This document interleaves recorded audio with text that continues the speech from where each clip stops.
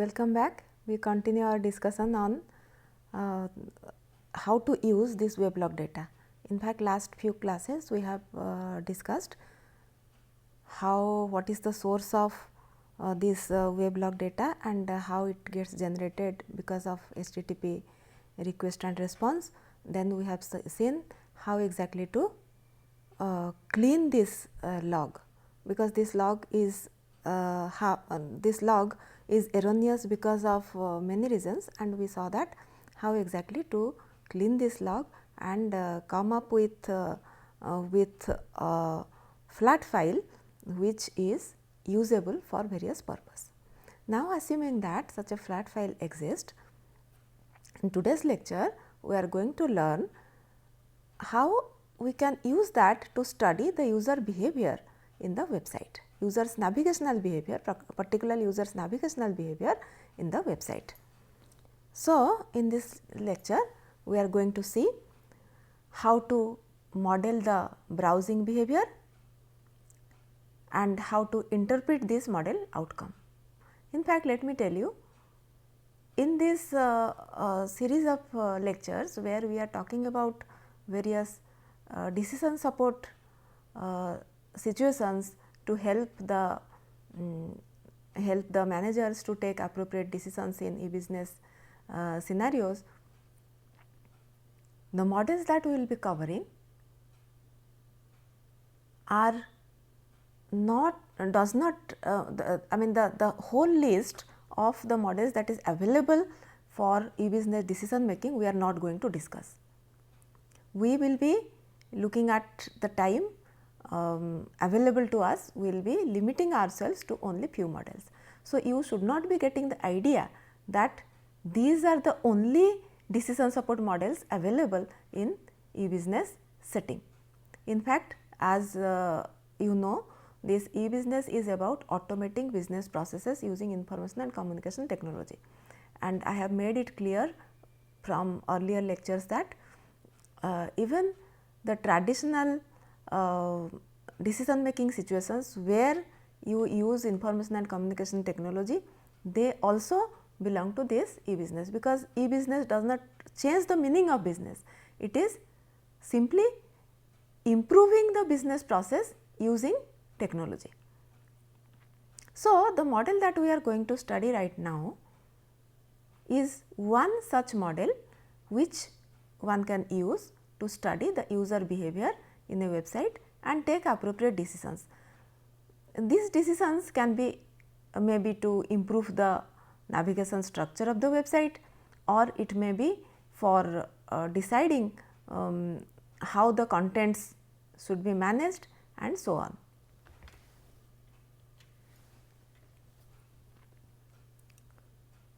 The model, look, we are going to talk about a probabilistic model of users browsing behavior. Now, user's activity in a website is pretty random. He can come to any page, he can directly come to your website by typing your web address if he knows. While he performs searching operation in some search engine, if as a result of search your website, any page of your website appears, then he can enter. He can browse through your website. The amount of time he spends on each page is also varies. So, this behavior of this browsing behavior is completely random.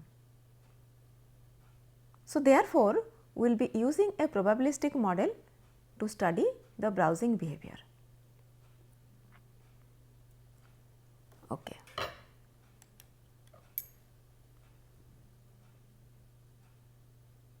These transitions that users will be making from one page to the other can be modeled as a Markov process. If some of you know about the Markov process, then it is fine, but anyway I am not going deeper into the mathematical details, but that should not again give you the idea that the way I am talking in a much higher level is how such models are implemented. In fact, all the decision support models, though we will be giving just a overall view, but for actual implementation you need to know, you need to have many expertise. You need to have programming expertise of course, but you also have to have the modeling experience. So, mathematics is the key, but I will be making in all my lectures, I will be making the situation very simplistic, so that even without a thorough mathematical background you can understand it, and I expect that later on you will be studying more on those mathematics and can pick up. Okay. So, now in such situations where the behavior is random and the user is going from one page to the other, we are trying to model it as a Markov process. Now, Markov process is of many type. It can be finite state, it can be infinite state, it can be discrete time, it can be continuous time and so on. But here specifically we will be using a discrete a finite state and finite state Markov process, and we are going to see like how parameters of that process can be obtained. Now, here in a typical Markov process you have a number of states, and by finite state we mean the number of states are finite, but there are Markov processes where the states are infinite as well, but here we are model it as a finite state Markov process. Okay. So, now if we are going to model it as a finite state Markov process, then what are the states? The states here are the web pages. Now, because the transition will be made from one state to the other. So, from one page the user will be going to the other page. So, when he goes he makes a transition. Now, the number of, if we assume a state to be a page, we are very right, because that is the place from which the user is making a transition to another place. However, considering a very large website consisting of thousands of pages, in a typical corporate website will be containing thousands of pages. Under this situation, considering each page as a state and building a model with thousands of states, you can of course build, but building such a huge model is difficult to manage. So, therefore, we further assume that we can club many web pages together to make one state. So, each state can be a specific web page or a category of web pages.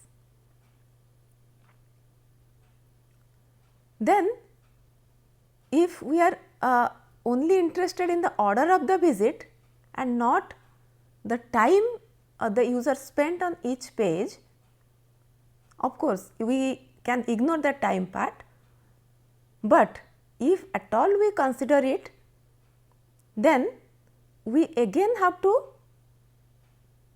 think about how to integrate time into this model.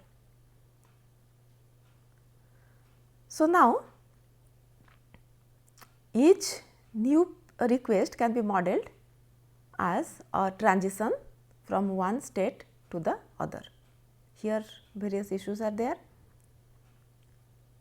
like self transition. Somebody would like to make a transition from one page to itself, maybe by refreshing or so. Then time independence is something which is a part of which is a specific feature of this finite state Markov process,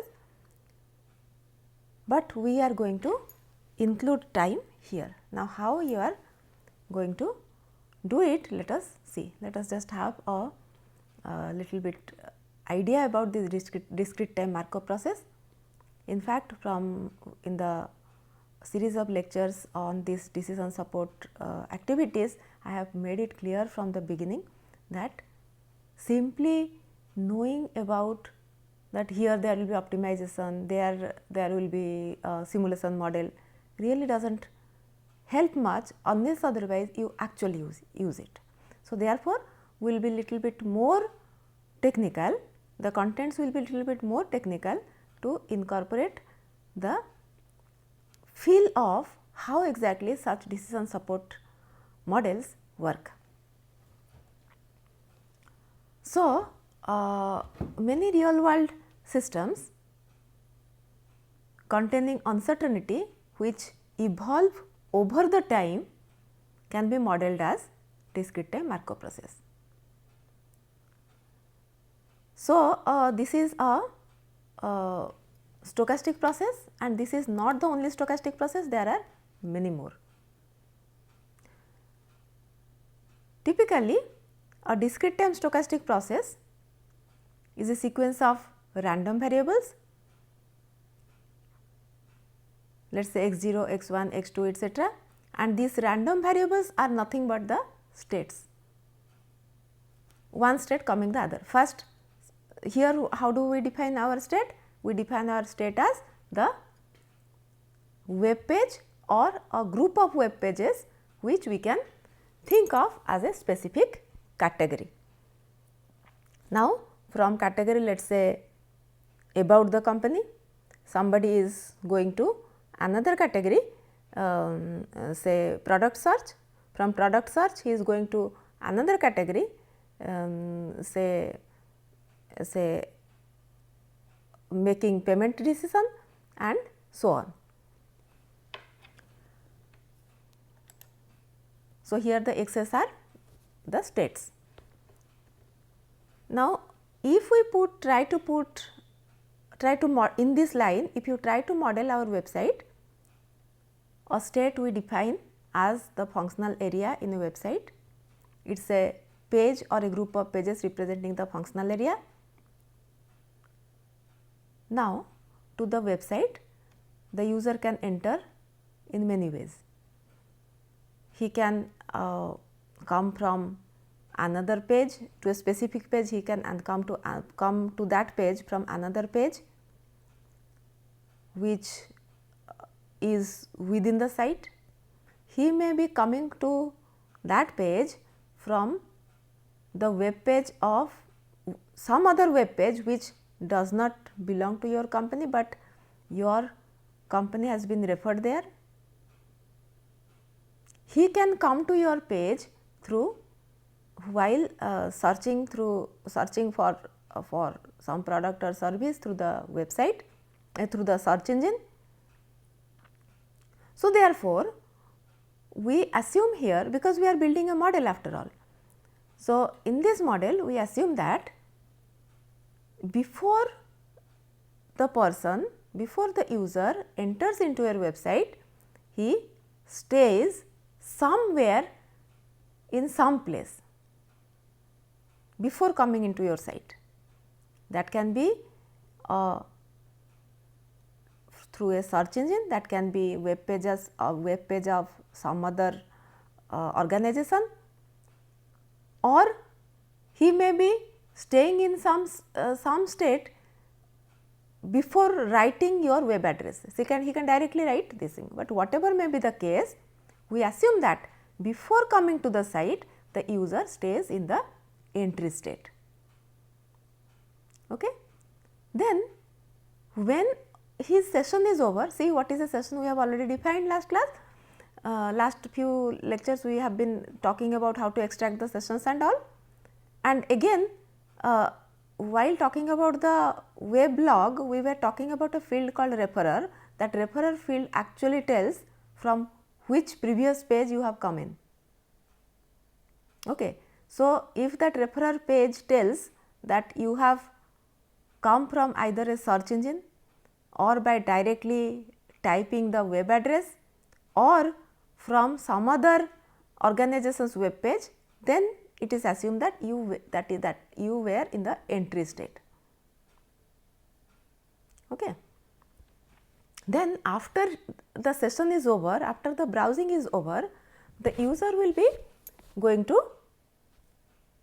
go out of your website. Then where does your user go? You cannot have any, he specifically he does not enter, he does not return within that session. Then we can say he is going to the exit state. So, this entry and exit state we assume to be two dummy states. Okay. So, the customer is assumed to stay in the entry state before entering into the site, and customer is assumed to stay in the exit state after he goes out of the site. So, for modeling convenience we have assumed these two dummy states. Now, assuming these two dummy states and considering the other states in the website. Now, what is the state in the website? Either it can be a page or a group of pages with a with some common theme. Okay? We can say it is a category, a specific category of web pages. So, the graph that we will be building, it is basically a state transition behavior of the user. We call this graph as user customer behavior model graph. This customer behavior model graph is going to have two parts, the static part and dynamic part. In the static part, the state transition representation will be there. In the dynamic part, the time component will be there. Now, while building this user behavior model graph, which is nothing but a Markov process, in order to build the static part, first of all you come up with your states and add two dummy states. So, first you make your state space, then you determine all the possible transitions between the states. How do you do it?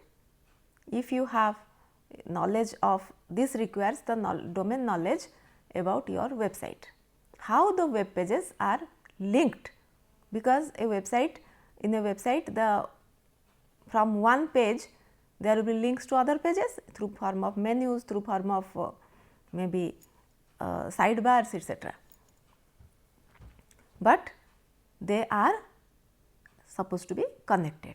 So, looking at that connectivity detail, you first make a connected view of your website. So, in that you will have the states as web pages and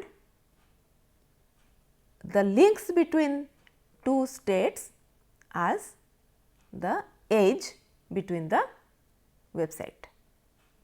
So, the site will have a static part and dynamic part while we model it. So, first as per our assumption, we have made two dummy states, one entry state and one exit state. We assume that whenever the users come into the site, before they come into the site, all of them stay in the entry state, and after they go out of the site, they will be there in the exit state. In fact, it means while you build the static part, you have the knowledge of how these states, which are either web pages or a group of web pages, how they are connected with each other. So, this connectivity you can get from a sitemap or you can make a crawler for your website who will be visiting from one link to the other and tell you how the pages are connected with each other. Once this part is made, then from entry you can from outside you can enter to the website through to any of the pages. In fact, here I connected only 3 pages, but you can enter into any of the pages.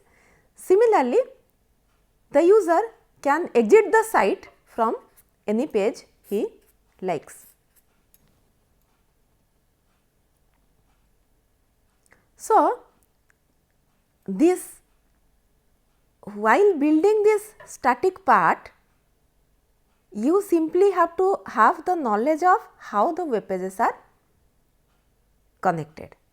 Then we look at the data that is available to us from the access log. In fact, the cleaned access log, after pre-processed, whatever the state the access log is, from that is our input to make the dynamic part of it. Look, from that access log details, now we you have two fields. One, the if we actually go back, I will just would like to show you that how various pages will be interlinked, that information how will you get it.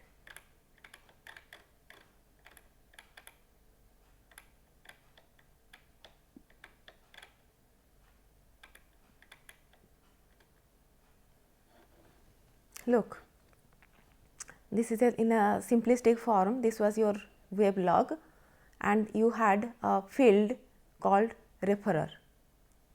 This referrer field tells you from which page you have come to which other page. Like, let us say if your entry is for this page S2, then S2 where you have entered into S2 from S1, S1 is your S1 will be there in your referrer field. So, looking at from which referrer you have entered to which other page, you will know that how many people have made this transition happen. Let us say some in your website some 300 entries you found from your access log, where the transitions are made from S1 to S2, where the referrer field was S1 and the page was S2. The page here is named here. This is the place for the page, and what is the referrer? Referrer was this one. So, from this page you have come to this page. Okay. Then here there is another field called the time. This time indicates the time at which this page was dispatched. Now, if you go back, suppose the referrer found is to be S1, then a visitor in S1 was also rendered by the website. So, there will be some details of the S1 where maybe possibly user has come to S1 from some other state, let us say from S3. So, in that case, that entry in the access log will also have the timestamp. The timestamp of this one minus the timestamp of this one, the time difference between these two is the time associated with this link. So, there will be some time associated with this link. So, this time again for one user this time will be let us say T1, for second user this time will be T2, for third user this time will be T3. So, there are total 300 transitions made from S1 to S2. So, there will be some 300. So, this many number of time differences you are going to get. So, all these times together, if you take the average, that is what for modeling purpose we are going to assume. You can in fact assume this to be a distribution as well, but we are not going to make the situation that complicated, and we are saying this is just the average time. So, total 300 number of transitions and the average time. So, with link these two parameters you can find out from your access log. So, So, now we continue our discussion on modeling the website, and we understood that it has a static part and dynamic part, and about how to construct the static part I told you. You can use your site map if it is available, otherwise you can simply write a crawler who will be which will be visiting from one link to the other and tell you how the pages are interconnected, but that is your in own way you can determine. Now, this is what I was trying to tell you.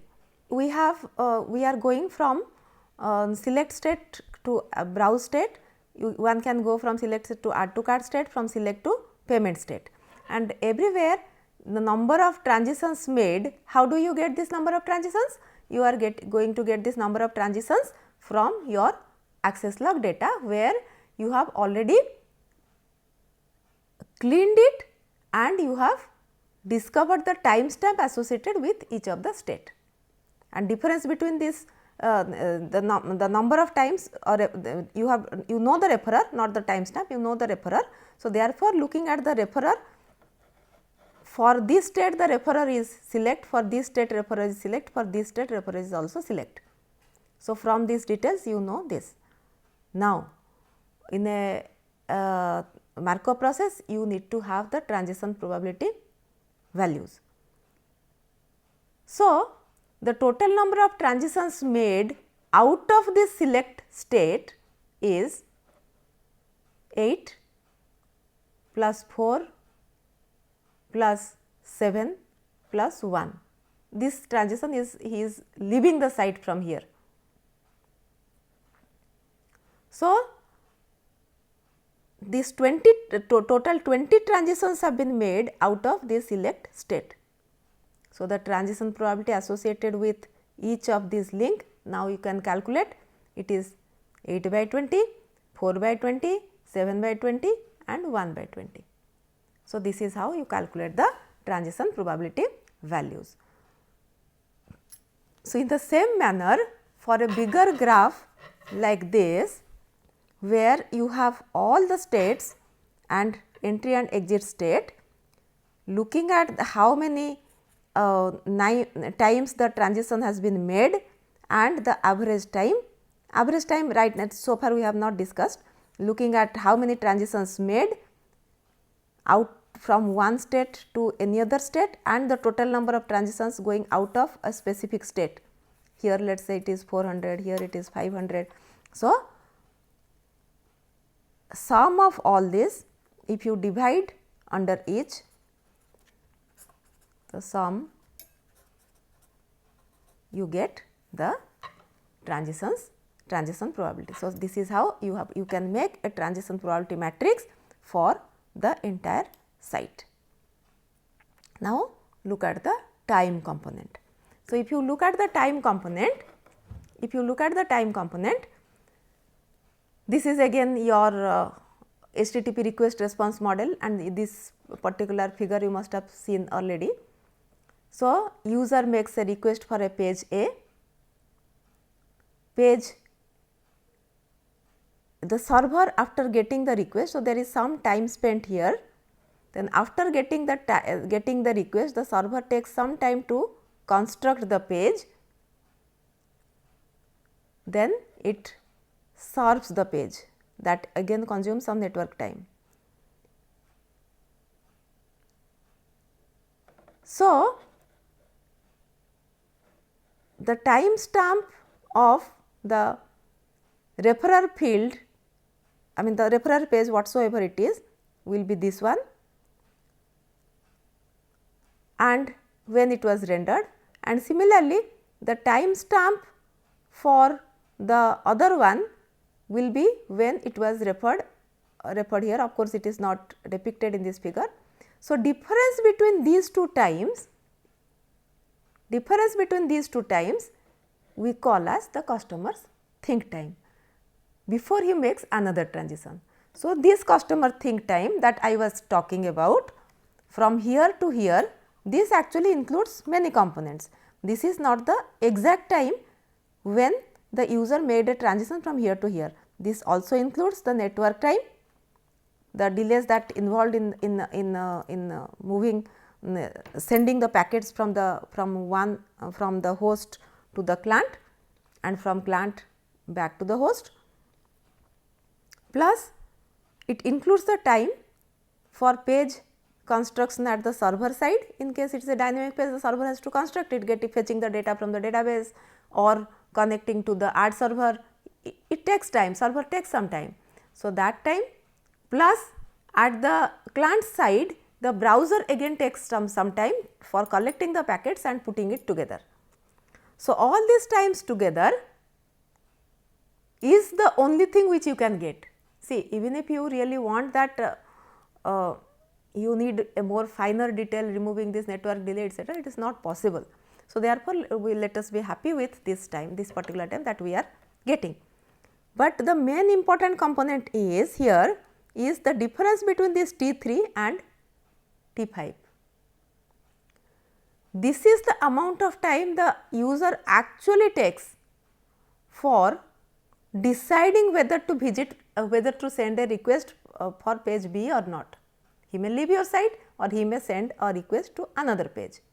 So, the time also includes this time difference that we are talking about, also includes not only this network delay time, page rendering and reconstruction time etc. This also includes this particular time where the user decides whether to visit another page or not.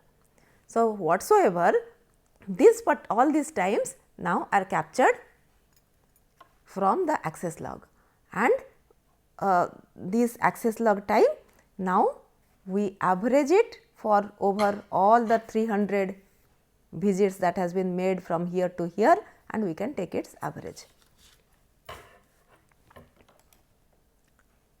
Okay. So, you can take the total think time from all the visits from one state to the other, and you can divide it by the frequency of visit and you can reconstruct. So, if you make the user behavior as a Markov process, from your you have a starting state, you have some exit state, some entry, this is we are calling at entry state, this we are calling at exit state, and a typical graph will have these probability values, and timestamp of course, it is not shown in this particular graph. Now, let us look at few properties of this transitional probability matrix. In fact, let us discuss this in the next class. Thank you very much. We will continue in this discussion and study about the property of the transitional probability matrix. Thanks.